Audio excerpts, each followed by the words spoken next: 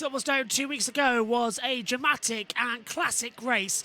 Now we head back over to our second of 4 visits to Spain. Welcome to Aragon. Back on the calendar once more, and we love this venue. Been racing here for over a decade, and it is still so much fun. Welcome to the opening practice session on a very hot morning of racing.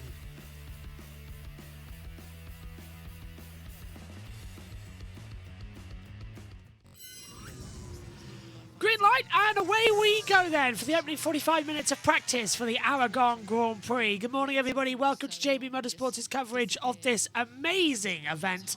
It is round 8 of the 2025 calendar, and we come here with a confusion in the championship as well.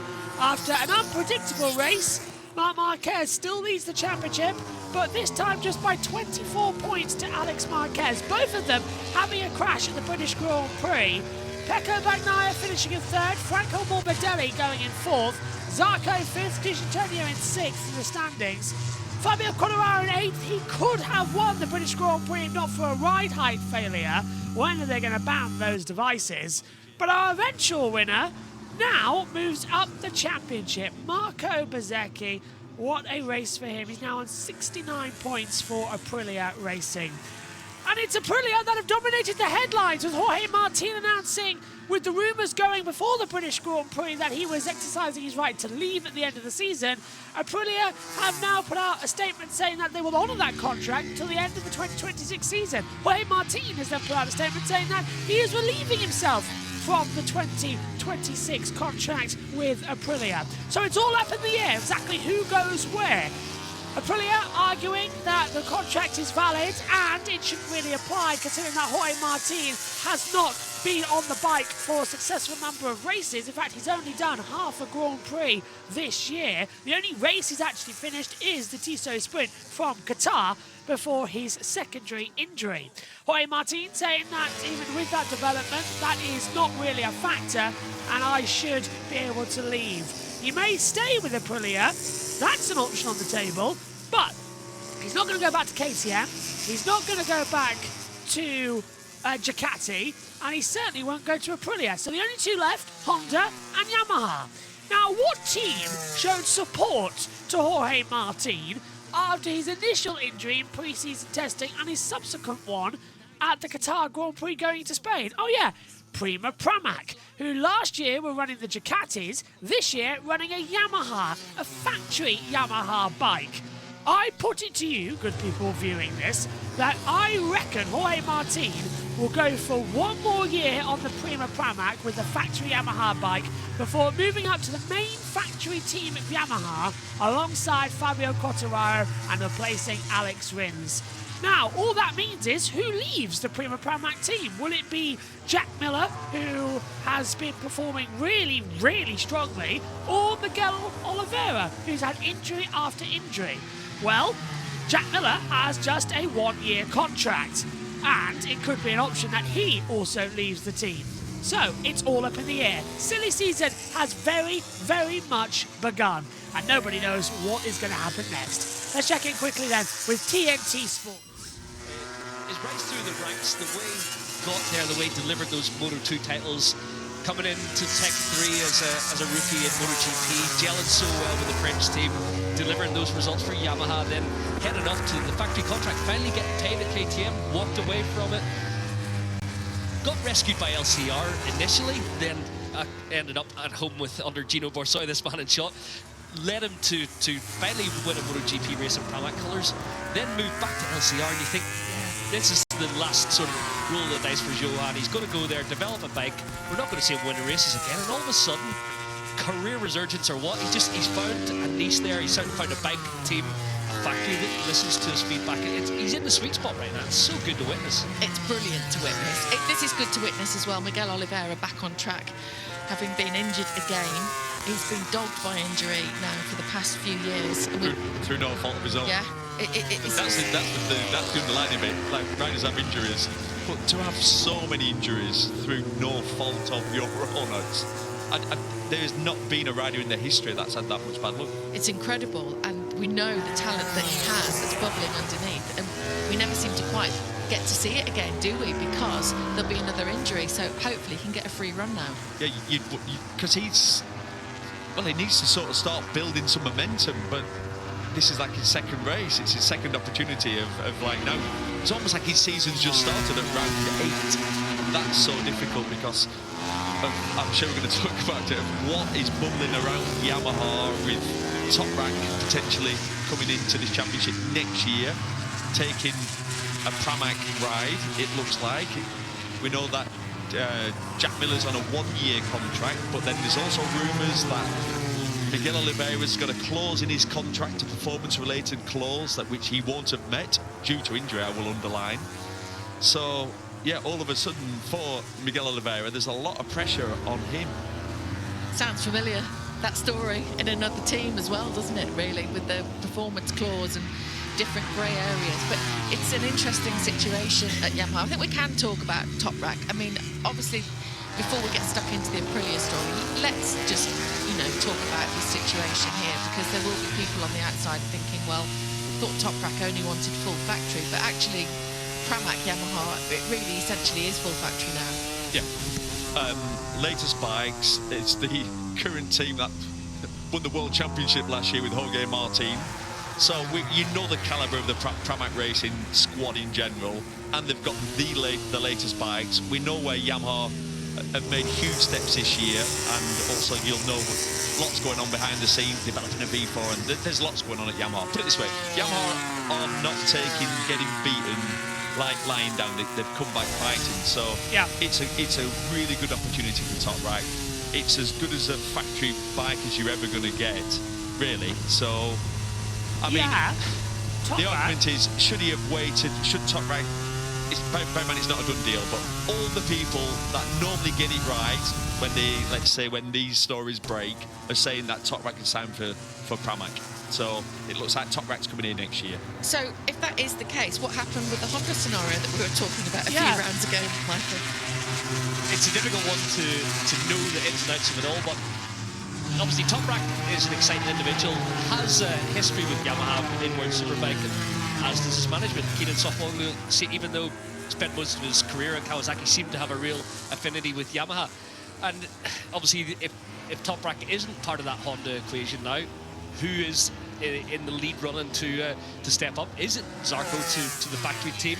Would he be better placed? I know Lucio Cecchinello really wants to keep him in LCR and give him a factory contract, keep him developing the bike. There are Moto2 contenders possibly been tipped for Honda. It's an interesting one to see what direction they go in, whether it is a Jorge Martin. Obviously, we know what's happened in Aprilia.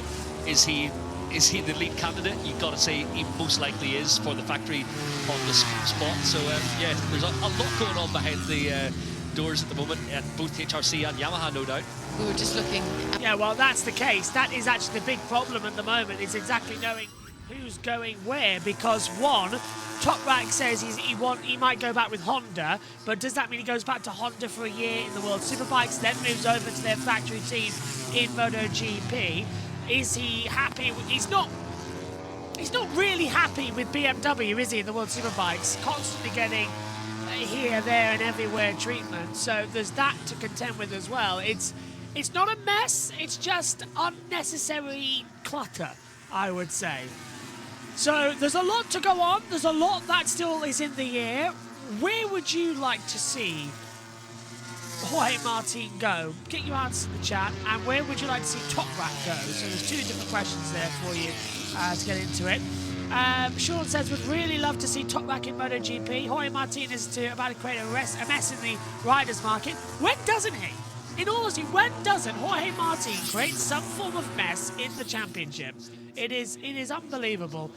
Just a reminder, I've only got 21 on my timing screen, but then on the other I've got 23, so who's being repeated?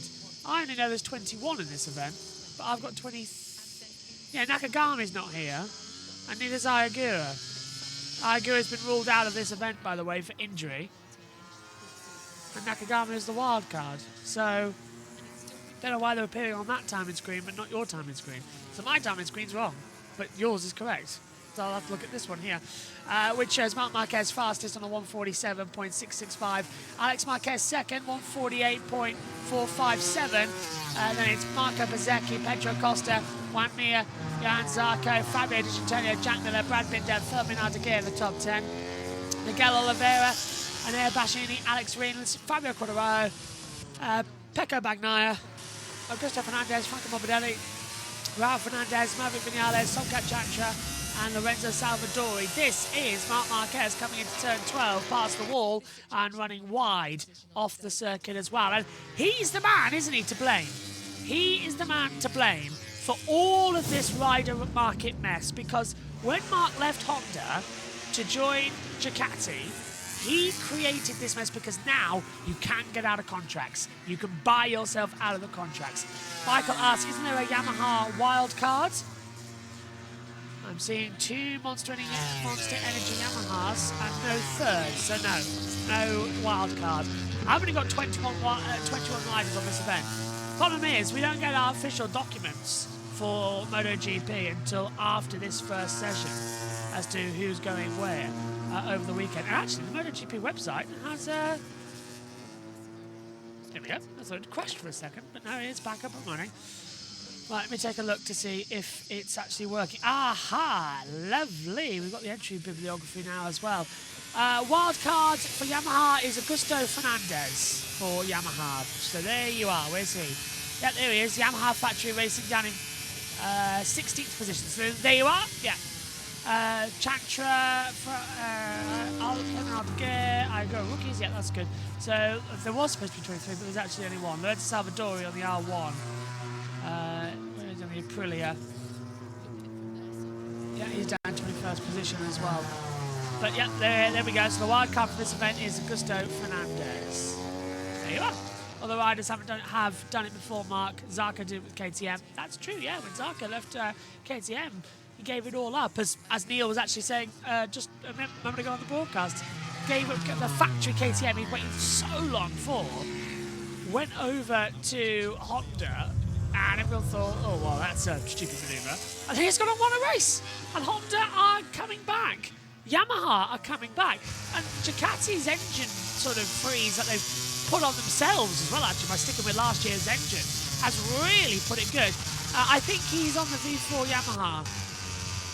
I think so too, actually. We have got the Aragon test on Monday, and we are showing the Aragon test, by the way.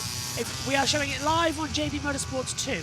So on this very channel that you're watching the live coverage of this race, we will be broadcasting the Aragon test on Monday in full. So yeah, we know we're not trackside this weekend, so we know it's coming, and we've got all the data for it. So from 9 a.m. British Summer Time to 5 p.m. British Summer Time, that's 10 till 6 over there. 8 hours of uninterrupted Aragon test with all the timing data you need, and we'll be playing back our commentaries from this weekend. So if you're listening to us back there, hello everybody.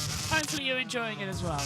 And it was a good weekend. And if you're listening back on Monday during our broadcast, hopefully you enjoyed a great weekend of action and you're enjoying this commentary again. Fabio Quartararo then, still circulating. He's now got into 10th position. Got it. I know why my timing screen's showing 23, because I'm on the timing page for the live standings. So it's Marc Marquez, Alex Marquez. There we go. They're all in now. 21 riders just this weekend, one of the shortest we have on the calendar. Usually we have 23, but just 21 now. Fabio Quartararo, I believe, was moonlighting last weekend at the Spanish Grand Prix. I think he was in McLaren's garage, I want to say. Looked a bit happy, of course. What time Monday? 9 till 5 British Summer Time, 10 till 6 Central European Time. That's for the Monday test. The stream will be going up later on today, Michael, so check in on JBMotorsports 2 and set your reminder. That's where the testing coverage will be. And we'll be broadcasting the whole day. So all the timing screens just like this. And we'll bring you some updates throughout the day as well, with myself popping in live commentary bits, so that we are all good. So join us for that, it's going to be fun. Marc Marquez at 147.665. Alex Marquez second, all looking good. Just a reminder, this weekend, I believe it is GB3 also on JB Motorsports 2 and on JB Motorsports. Obviously, by the way, the Grand Prix will be on JB Motorsports, the main channel. So all the practice sessions are here. The races are over on JB Motorsports. Or bar, I think, Moto 2, which is back on the channel because we have to, again, leave it to the commentary. And we've got the British Touring Car Championship this weekend. It's all going to be fun. NASCAR as well. Michigan, the Trucks and Cup Series. So Marc Marquez, still fastest, 147.665. Alex is P2. As things are currently going. Also, Kobayashi back in the F1 car to test with Haas Pro Car yesterday. I thought it was a week ago, but yeah, it was nice to see him back in the car. Kamui Kobayashi, wonderful bloke. Joker as well when I spoke to him. Jack is doing Suzuka 6 Hour. Will you be doing that? No. I don't know. When is the Suzuka 6 Hour? I don't know. It's difficult for us to get coverage in the UK. Sky Wi-Fi. Oh, they've got their own mic covers now for advertisement when the teams are talking to each other. That's quite clever. We don't usually do the endurance bike racing. We've got the World Endurance Championship for all the 4 wheels, but the Motorcycle World Endurance Championship. It's hard enough to get the team together for this. Oh, and Alex is not happy with sitting on the bike coming down into turn 11. What's going on here? He's just sitting on the front of the ride height, not happy there. Which riders do you think could be on the move to another team at the end of the season? Well, definitely Martin. I think Martin's going back to Prima Pramac. I then also think Jack Miller's not going to be there as a result of that. I don't think Viñales is happy at KTM. I think he could be moving. If I was Viñales, I'd take back the Aprilia seat. I'd go back to Aprilia, personally. So I think Viñales might go back to Aprilia. Luca Marini's under suspicion, isn't he? About where he's off to. Who is also not racing this weekend. I don't know. It's hard to see. I think Oliveira will stay with Prima Pramac and partner Martin. That's a good lineup. Yeah, Morbidelli's contract with VR46 also at the end of the season. I think Morbidelli, there isn't really much room for him to move. I'd say Morbidelli stays where it stays put, to be fair. Okay, let's head back over to TNT. Okay, I know we had that in the contract and we had a date where we to make a decision, but this is unforeseen circumstances. No one expected at this point in the season for Jorge not to have seen a checkered flag. So because of that fact, the reason that clause was put in the contract was a safety net for Jorge Martin, but he can't evaluate the bike because he's not even finished the race, so he's asking for more time. Allegedly, we don't know the absolute fine details, and no one does, and that's what's interesting when you hear some journalists go extreme one way or the other. You think, come on, you've not read the contract. The compromise for me, sitting here in the commentary box with all the information that I've heard, is if Aprilia could extend that time to let's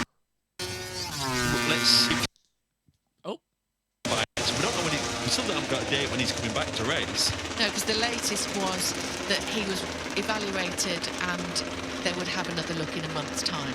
Oh, wow. The problem is you're going to run out of time anyway, aren't you? As in, so let's say evaluating in a month's time.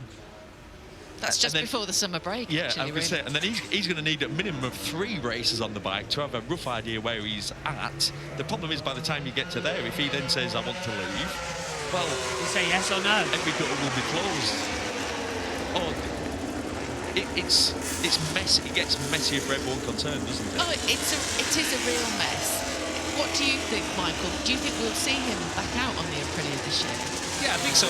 As a racer, he'd want to be out there and keeping himself sharp, proving that he's capable of winning races in MotoGP. And obviously, when you've sat at home and watched the Silverstone race and seen how good the bike was in Marco Bezzecchi's hands, you think, actually, I do want a piece of that. I want to see how competitive I could be on it.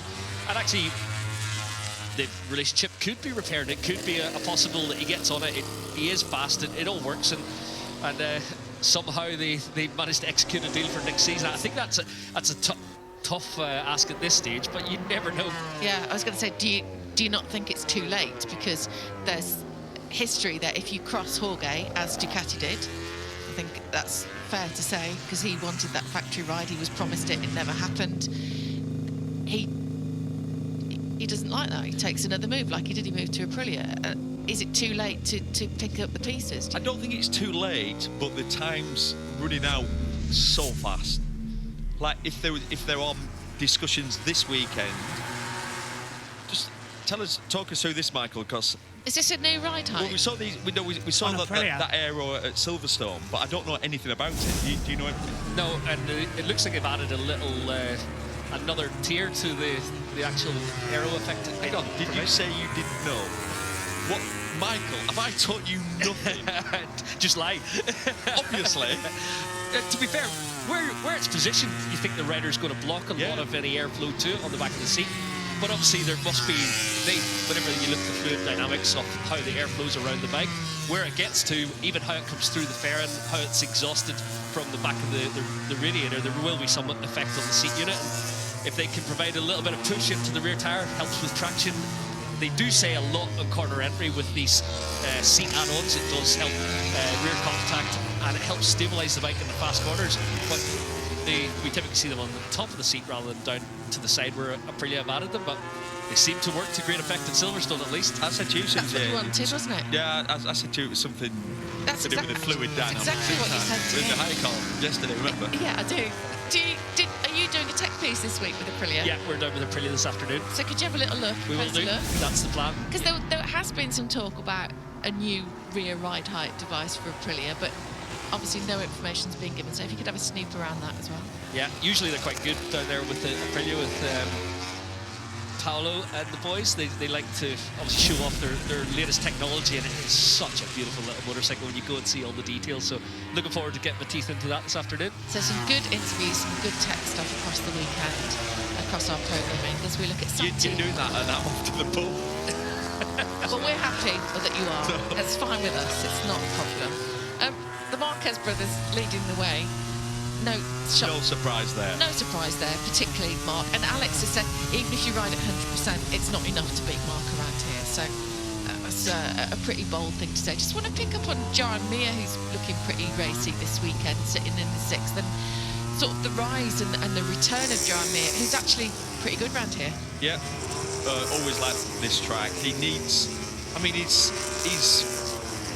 the second fastest Honda rider, but crashes too much. Yeah. Unfortunately, he's crashed a lot in races in the past. I don't know what it is. Let's say in the past 20 races, he's crashed in more than 50% of them. So, but then the argument is, well, you need a rider who's not going to quit. You need a rider who's going to push, a la Marquez-esque.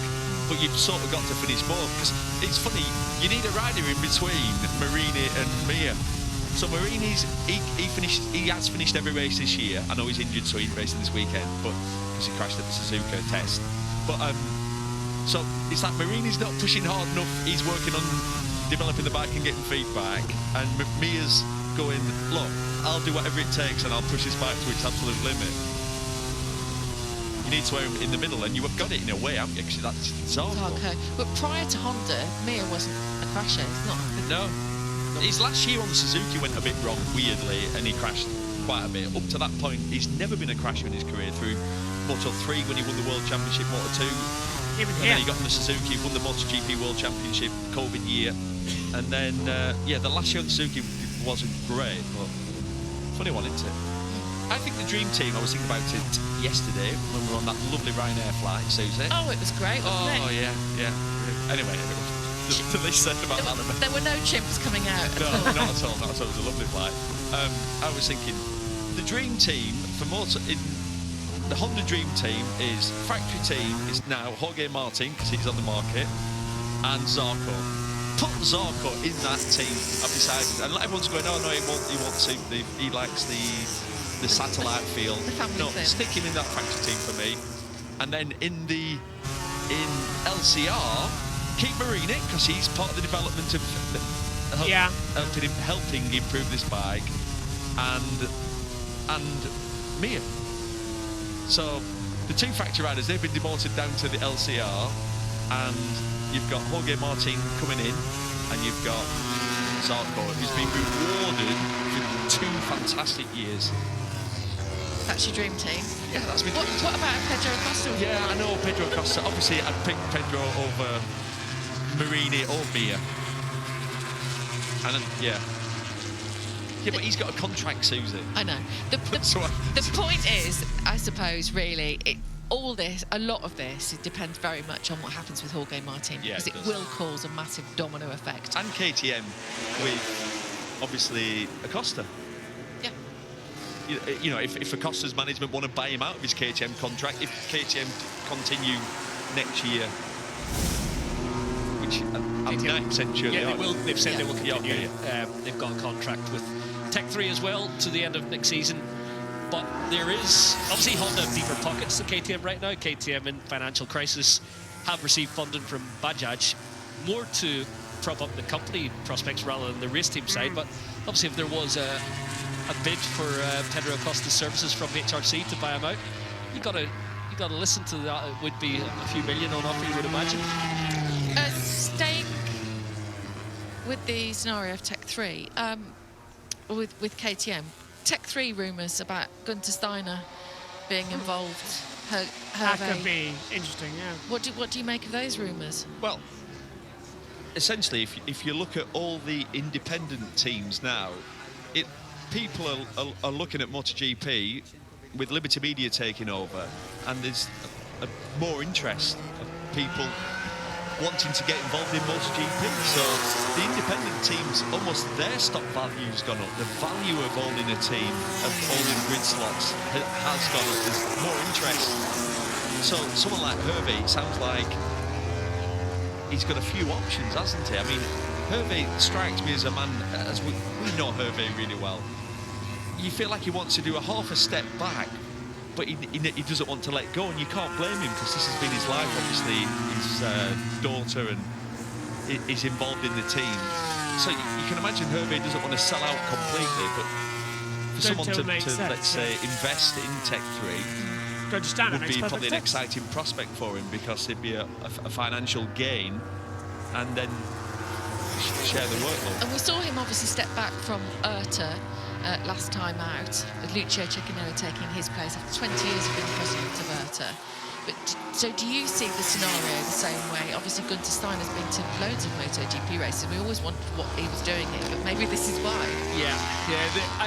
I wasn't sure if he was just purely a fan, but he's obviously a speculator as well, wanting to get involved financially to invest in the championship with the team. And we've heard rumours of Lewis Hamilton also expressing an interest. The Liberty Media takeover, when it finally concludes, it will bring interest from other parties. It's going to boom the way sport back into where it needs to Formula be. One. Everyone hopes they'll do similar for MotoGP. So Gunther would be a big character for our sport. For Hervé, KTM have already told him they will support him beyond his current contract, but it'll be financially reduced. So he has to protect his bottom line. He's got to make sure, as he said, he keeps it in the green. So he's got to look at other avenues of income, whether that's investment, sponsors. He's got a few proposals on the table, and he's a shrewd operator at Hervé. He will do the best thing for his team, for himself. And as you mentioned, stepping back from the president of IRTA means he wants to take a step back in life, do a bit of reading, enjoy the pleasant things in life. He doesn't want to travel to 22 GPs, and he wants to maybe take a few flyaways off, and someone like Gunther maybe helping take the reins of the team could allow Hervé that luxury. Can you imagine the characters? Imagine. Them two together. I mean, that is massive, isn't it? It's, yeah. Well, that's part of Liberty taking over, Liberty Media taking over. They will exploit those characters. Shall we just flick back to the lap time? So, yeah, because Conor Ryan's just gone wide down at the braking zone as well, and he was like, "Oh, I can't believe I've done that." Every single person I've ever spoken to in both the World Superbike and the MotoGP paddock have all said the same thing. They cannot wait for Liberty Media to come into MotoGP, because MotoGP needs to be dragged, kicking and screaming, into the 21st century, because they're stuck. They are so stuck. The social media output is poor. You're not allowed to do things, you're not allowed to do this, you're not allowed to do that. Whereas with Formula One, they've welcomed the fan in Bray. They've embraced the fans with open arms. I have to rephrase that. But with MotoGP, they shoot you. Every opportunity they can, they will shoot you. They may as well have a firing squad inside the paddock for fans who want to get involved with MotoGP, and like we do right here. They hate it. And Liberty Media love it because it's exposure, and that's what it needs to be. Dorna have forgotten that MotoGP is a sport owned by fans. They think that they've got complete control and they own it completely, blah, blah, blah, blah. They're forgetting that it's a sport.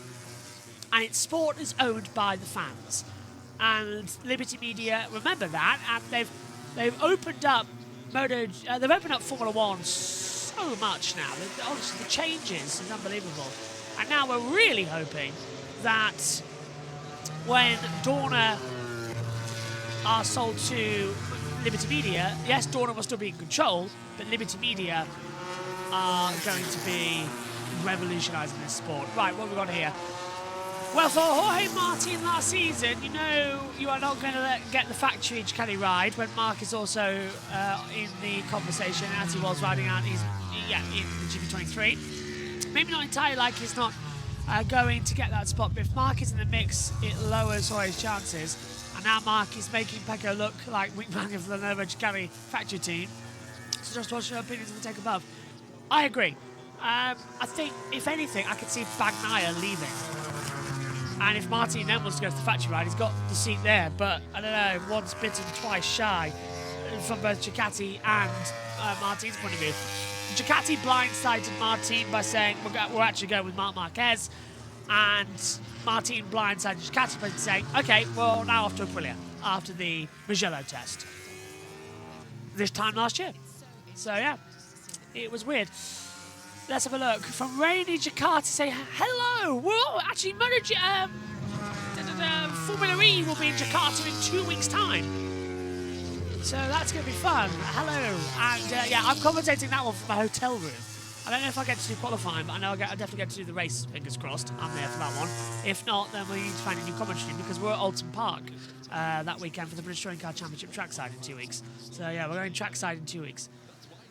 Will Martin race the next race? It says Garage 43. Up and up at the moment. He was at the Aprilia Legends Day, so he was there, and he's cycling at the moment. But if I was Jorge Martin, I'd just take a couple more out. I don't see Martin coming back until after the summer break. That's my opinion. After the Saxon ring. Because you're not going to come back to the Saxon ring and have a big injury there, are you?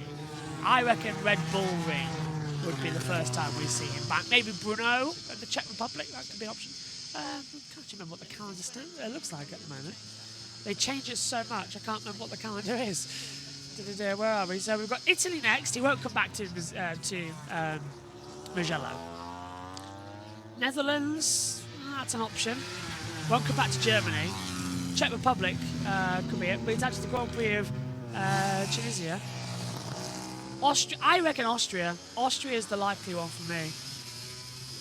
And then Hungary is a wild card, isn't it? As they come into it. Catalonia, San Marino, Japan, Indonesia, Australia, Malaysia, Portugal. Portugal and Nancy being something like this season. That's so confusing still. Yes, broadcast. Hello. Yes, we come into it. MotoGP needs to be free broadcast. I agree. It needs to be free to air. And that's the one thing that it's not all the way throughout. 10 minutes to go then. Alex Marquez is on the lap time. Let's send it back to TNT. Right, and that's fueled the rumour that Pecco could end up at Yamaha, Michael. Exactly as I was saying. I don't see Pecco Bagnaia leaving Ducati, going to Yamaha, but stranger things have happened. He's not happy currently with the GP25. Gigi Linea's told all hands on deck they need to do better for Pecco. They need to find an answer for him. It seemed like he was their chosen son 2 years ago, and everything that Pecco needed was delivered for him. But right now, it's difficult for the factory to give him what he's after. And yeah, they're trying, but the problem is the Marc Marquez effect. And Neil's said about it. The other side of the garage, you look across, you're Pecco Bagnaia right now. Someone with the exact same tools as you is that 1.5 seconds a lap faster. And wow, where is that time out there? And I'm a double MotoGP World Champion if I'm Pecco Bagnaia looking at the timesheets and questioning myself. It's tough times.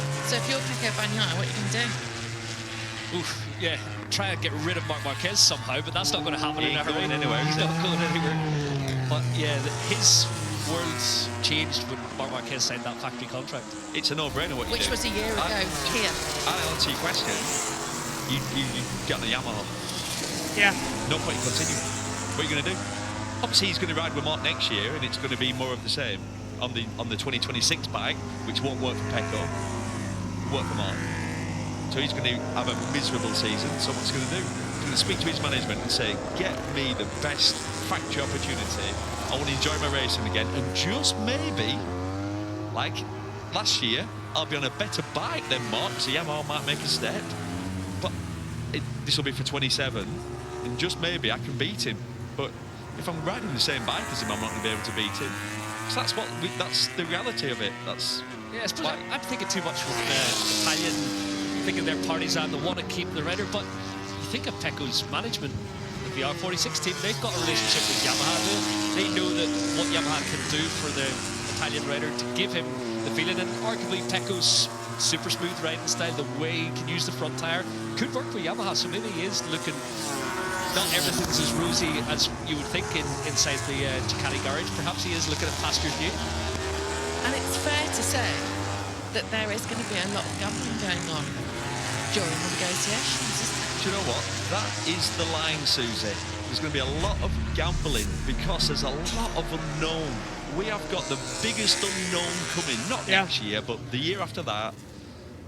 Someone can throw a dart and it goes straight into the bullseye, and that could be Honda, that could be Yamaha. They've got the finances, the resources, the experience. They could do.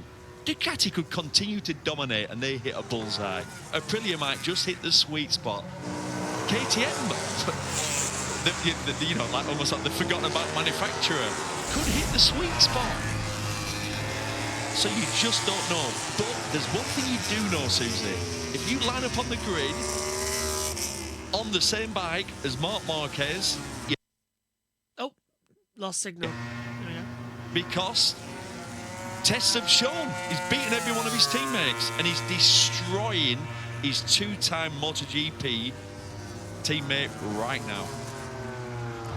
You know, if you're Marc Marquez, I'm sorry I'm asking you to be everybody today. I quite like this role play scenario. Hang on, this is one of my dreams. You asked me to be Jorge Martin, I was enjoying that. Can I be Mark now? You can be Marc. Right, so you left Honda because times were bad times. Sachsenring, going back a couple of years ago. Disaster, 5 crashes, tears, awful. You leave, you get an opportunity to go to Gresini Ducati. You love riding again, you get your enjoyment back. You get a chance, you've got a plan, you execute it perfectly, you don't care about the collateral damage, it's nothing to do with you. You get on the factory bike. It's 2025, you win the World Championship this year. 2026, you win the World Championship. But have you got another plan? Have you got another plan at the moment? Would you like to go back to Honda and win it again for Honda because you didn't burn the bridge? What do you want to do? I'd say, and it's a question I've thought about. I've never answered this before, but I have thought about it. I think you can only answer that question when we're halfway through next year. That's too late though, because contracts will be done by then. Not if you're Marc Marquez, he controls the contracts. So, and because he controls it, he can wait till halfway through the year. I think the best way I can answer this is Mark's addicted to winning. So he will, if he thinks Ducati's the way to go, he will stay in Ducati.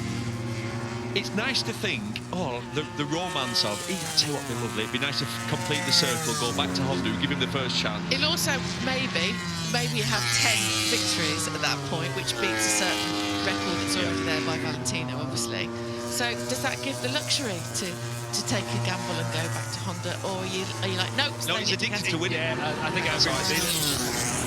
It is. Good chat though, isn't it? This is the only time we can have these long-winded chats, so forgive us for procrastinating slightly. Let's get back to what's happening on track then. Maverick Vinales is popped up there, looking pretty racy. Like he is. Did he style it out for the whole weekend though? The enigma that is Maverick Vinales. Signed for Tech 3 KTM, Michael, and we all had the same chats. Well, on camera, off camera, going, I just can't see that working out. I think the KTM's tricky. I don't know, Maverick, and been in all these factory teams, and you feel like it's the beginning of the end, and it's not. It's done the opposite, hasn't it? Completely rejuvenated. He looks good on the bike. There's shots there on his attacking lap. So strong on the brakes, making the thing turn, getting off the corner really well. Oh, little twitch there from Pecco into the final corner. We've seen a few moments into there this weekend already. Definitely looks like the entry is a little bumpier than it's been previous. But yeah, I love watching Maverick at the moment, and I hope he can convert it to a victory. It'd be so nice to see Tech 3 get a win in Maverick in KTM colours as well. And you wouldn't rule it out, would you, at some point? No. This year? I mean, he nearly won in Qatar. So I can't believe that happened. Yeah, that was... Like, it was only Mark's just dogging tenacious, and no way I'm having this. I know, as it turned out, we've got a different tyre pressure issue, but yeah, incredible. And Alex Rins up in 4th place. Alex had such a nightmare time with that last injury, and you get the feeling that it's only just about now where he's kind of coming back physically 100%. Yeah, you feel for Rins. You see him walking around the paddock, and he's clearly not the rider he was before he crashed at Mugello a couple of years ago. And it's just been... It's also hard for him because then he's Quartararo's teammate. Yeah. So he's the equivalent of Mark on the Yamaha, isn't he? You know, it's like he's able to do things that no one else can do on this bike. And again, when you speak to Cali, when Cal Crutchlow talks about Quartararo, he says similar things going, oh yeah, he's incredible. So. Okay, let's just quickly get back to the chat for a second and get some information. Let's have a look. Wow, Woo said it's difficult to predict the sequence from third onwards. It really is. Vinales now shot up there, wins. I was just saying earlier how bad of a season he's having, and then all of a sudden, whoop, straight up he goes.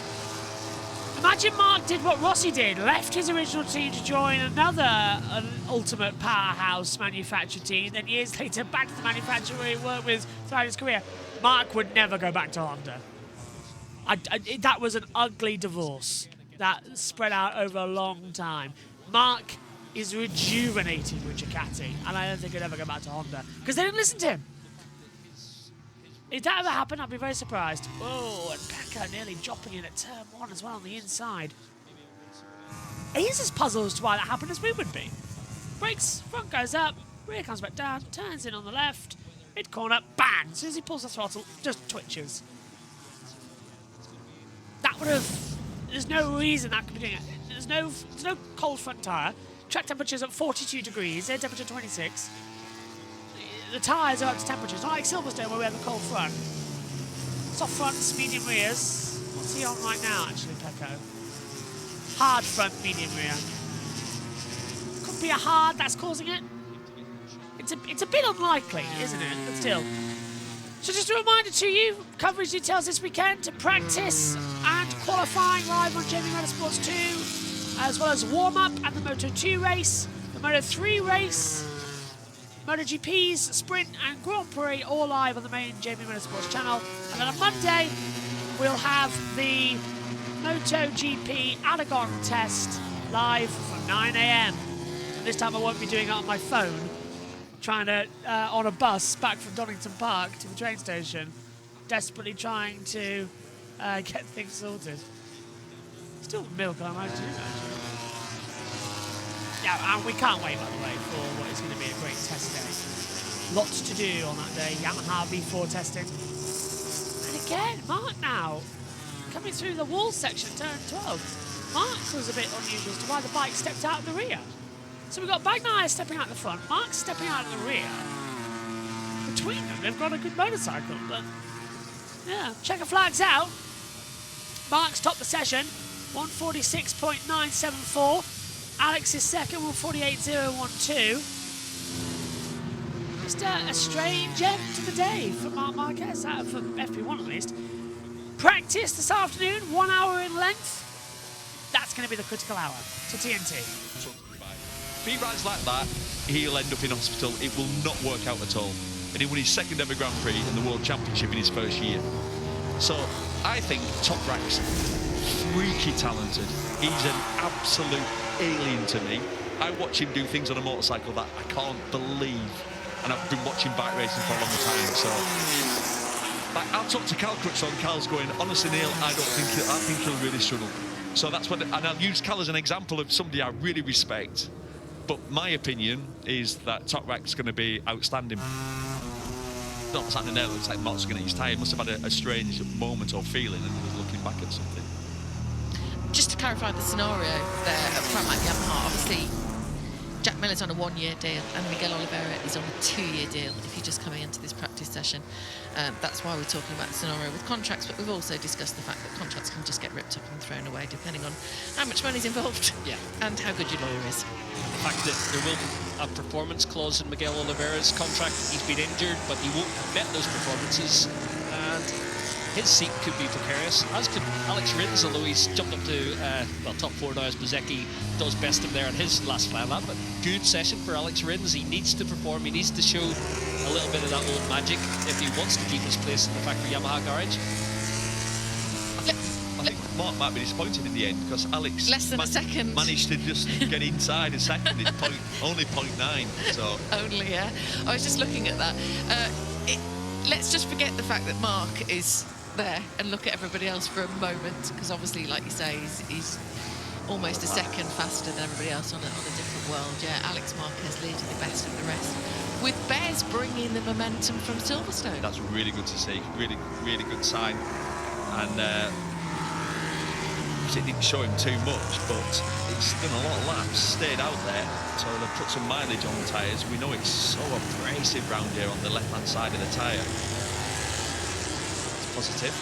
One thing just quickly, I was thinking then, because people are saying that maybe there's a performance clause in Oliveira's contract. I would be surprised if that's the case. Now, I've looked at a lot of contracts. I manage Alex Law's. I've seen factory Kawasaki, Yamaha, Suzuki, Bramolta now contracts.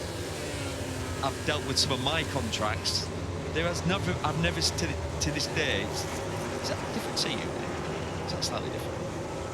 Yeah, the channel in the back. Yeah, the channel in the back. I've never seen one performance clause, Susie. So we're hearing people talk about it. This is not common at all. Not common. So people saying, oh, there'll definitely be a performance clause in Miguel Oliveira's contract. I'd be shocked if there was. I've never seen one. Yeah, I know what you mean. There's never like you have to be inside the top 10 for the contract to continue, but there's always a subject to an agreement. Like both parties have to be happy to continue. Would you not think that they could lean on that? As you haven't performed, so we're not happy to continue. Not on a 2-year deal. No, not really. Yeah, it's true. On a 1+1, there is. Yeah, that's true. In the first 12 months. On a 1+1, then there's always that. Yeah. On the 12th of June, we've got to. You've got like a 2-week window normally to go. We're all good to continue here, but on a 2-year deal. Yeah, you've got like a sort of breathing space to start with to see if it works out. That's like a gentleman's agreement kind of scenario. Yeah. And Jorge Martin has a performance. He's had that added into his contract because he held all the cards. Yeah. If you hold all the cards, if someone really wants you can go. Oh, also, just in case your bike's no good, I want a get-out clause. Yeah. So fair enough. And fair enough. And then if you're a Billy, you go, we're confident in our product. We know he's going to gel really good with our bike. Put it in, because I know that's never going to come into play. It sounds like they put it in to get a 2-year deal over the line, a 1+1, because it sounded like they only wanted to sign for 12 months. But this is all speculation. But we did see a quote come up from Bonera during that session saying that they are... Too busy talking. Yeah. Someone's just said it's great listening to you. It's like mates chatting. Let me just pull you up on that. We don't get on. We do not get on here. Yeah, but Bonera said, if you did miss it, which I think you did, that they're working on the relationship and it can be fixed, which is, well, you are going to say that.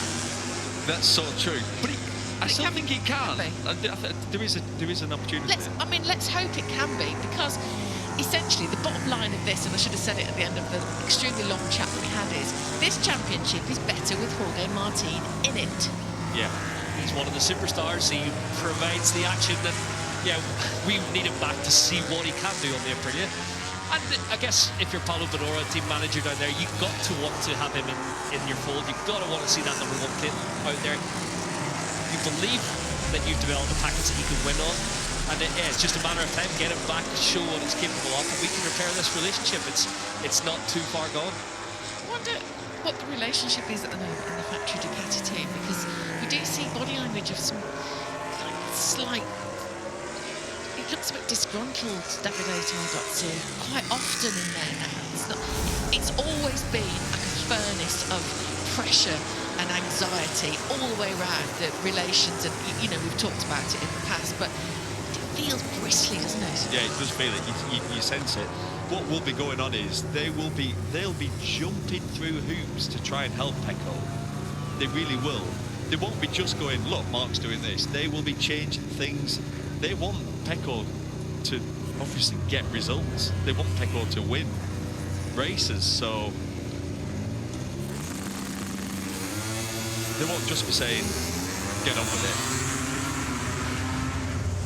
No, of course not. This is your favourite part of the weekend. Yeah, I know, I was thinking that. Right, let's have a look at these race starts then. Yeah, that looked out. It's a real short drag down to turn 1. It's going to be spicy into turn 1. Oh, it's always spicy. It's essentially like a hairpin corner if you look at it from above.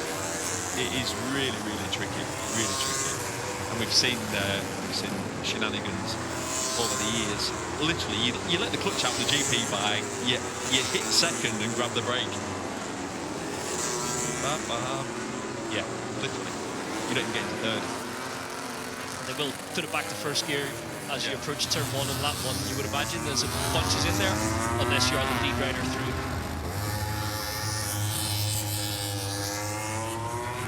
Well, the only man who can beat this man this weekend is this man, I think. Oh, that was very good. Still spinning.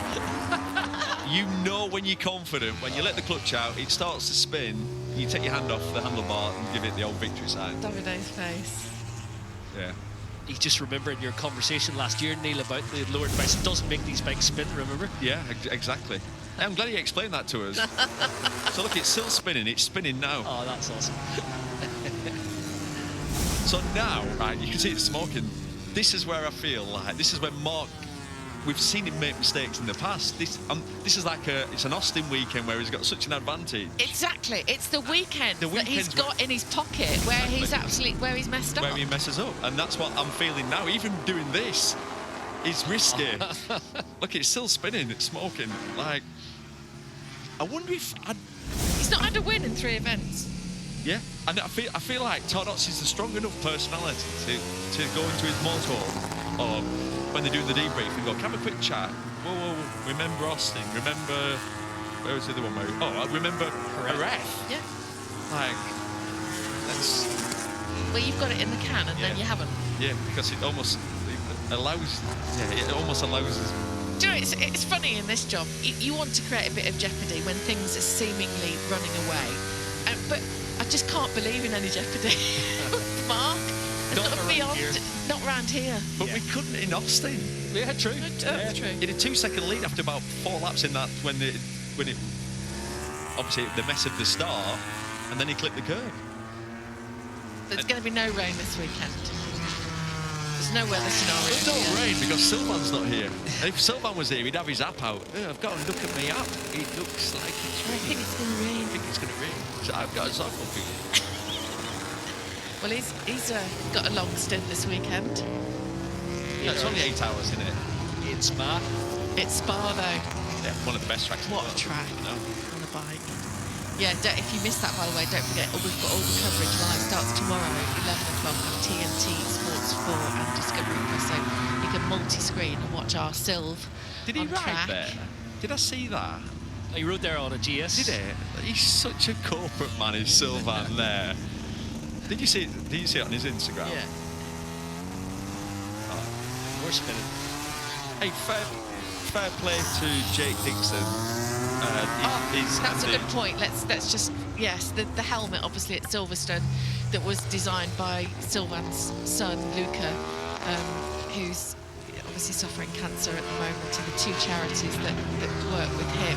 It was to raise money for those 2 charities, and he designed the helmet, which is beautiful, and it went in a raffle. Jake Dixon it was all his idea. He wanted to raffle off the helmet, and it raised over £60,000. So well done, everybody, if you bought a ticket for that. It's just gorgeous, our sport coming together for good, and it really was fun. Has it happened? We don't know the raffle. I think it was. It's ended, I know that. Oh, yeah. I don't know if the winner has been selected yet. They might have just done the deadline. I'm not sure I've seen a link announced, but I think everybody won in that situation. Absolutely. And it's always weird when Sylvan's not here, actually. It changes the whole dynamic of the team, doesn't it? We all end up going to bed nice and early. There's no hangovers. I've got a headache this morning, actually. I could tell Sylvan's not around. That's his training. We know. The best one was in Austin a couple of years ago, when he went out and won the Le Mans 24 hours straight afterwards. That was extraordinary. He is a machine, isn't he? Well, it wasn't just Austin, because it was back to back with Argentina. And all I'm going to say is Sylvan trained hard on night stints, and then literally absolutely destroyed him. He's such a one-off. He is inimitable, really. Yeah, he is. You know what he brings, and the fact that he's still racing is just fantastic. It's isn't still it? fast, really fast. And he's so chilled about it.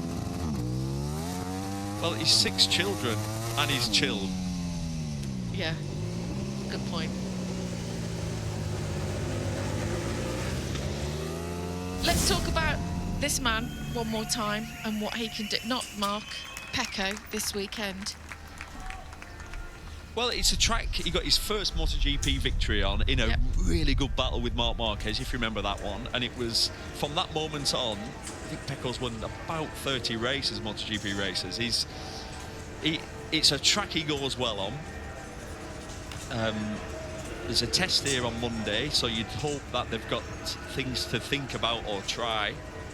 I mean, he's 1.5 seconds off his teammate. We've mentioned that earlier, so it's not started well. No, and the worrying thing was in Silverstone, he said he thought the solution was far away, which is intriguing. I don't really know what he meant by that. Well, I think a lot of it was, you watched Silverstone I really felt sorry for him, because he clearly didn't have the feeling for the bike. He was riding steady and then crashed.